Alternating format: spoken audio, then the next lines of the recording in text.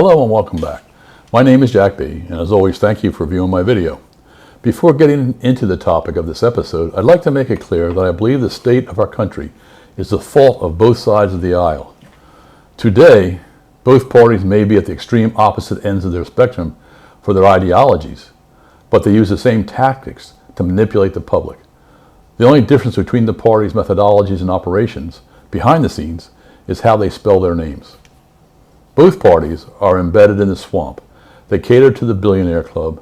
They only care about power and making money for themselves. In general, they do not take care of American citizens as a whole. The working class is being used to support the elites of both parties. I believe we need a third party that will uphold the Constitution of the United States for all American citizens equally. A party that believes in the purposes of the three branches of the government as envisioned by our founders. Be fiscally smart. We can't keep funding the world and spending money we don't have. It ought to be a party that provides for the safety, health, and welfare of all American citizens. The key words here are American citizens. No open borders, have clear policies govern the borders, enforce those policies properly, have annual emission numbers based upon the need of America, and also address the polluting of the U.S. A big start would be to empty the clown bus. But neither party will accept the third party because they're too ingrained in the swamp, and a third party would threaten their positions. Again, they only care about themselves, not the entire American people as a whole. Well, that's enough of my elevator speech. Having said this, I'd like to start this episode.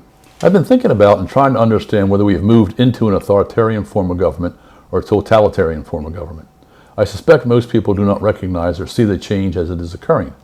Most people want legitimate results, but don't understand the possible unintended consequences that can result from the wrong methodology employed.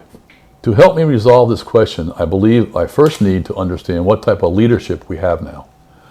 One with autocratic tendencies or one with dictatorial tendencies. I believe we are or were a democratic constitutional republic. One where the people elect the representatives. The representatives support our systems of checks and balances, and unchecked majority rule is not tolerated.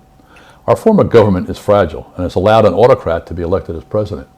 He and his appointed followers avow that they have a mandate from the people and are trying to subsume all our minds and beliefs into their world. However, it's a perceived mandate. He only won by 1.6%, a significantly lower percentage than Obama. Currently, I suspect he leans more towards being a dictator than an autocrat. Generally speaking, all dictators are autocrats, but not all autocrats are dictators. And dictators are usually an aggressive and oppressive type of autocrat. Although there are similarities between the two characters, such as the fact that one person holds supreme and absolute power, and that person is not accountable to anyone. But I sense we're looking at something more from the dark side, like a Darth Vader. Dictators are often characterized by suppressing dissent, gradually undermining democratic institutions such as free press, independent judiciary, consolidation of power under them, and having a cult of personality around them. The traits of a dictator are: 1. A tendency towards dominance and aggression. 2. Extreme narcissism. 3. Low tolerance for criticism. 4. Use of charm and deception to manipulate public fears. 5. Exploitation of societal grievances. 6. Undermining the rule of law. 7. Ruthlessness and a lack of empathy, paranoia and suspicion. We can observe the fact that actions do speak louder than words and indicate what he might be.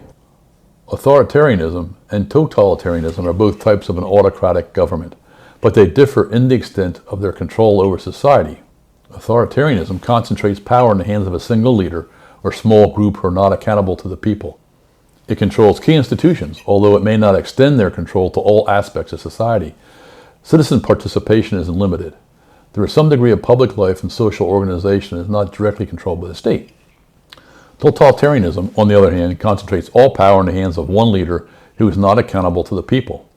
It controls all institutions and aspects of life, including the economy, education, the arts, sciences, history, and even personal morality and religion, if any, often manipulating ideology and propaganda to gain and maintain control. Suppression of all opposition and dissent is not tolerated, and mysterious disappearances occur. Citizen participation is non-existent. Well, the foregoing information is information you can cogitate upon and draw your own conclusions. I suspect we may have the same conclusions. One last thought. Do the ends justify the means? And do we really understand the possible unintended consequences from these actions? Well, these are my thoughts for today, And again, whether you agree or not, please verify the information presented. Thank you, and take care until next time. Bye.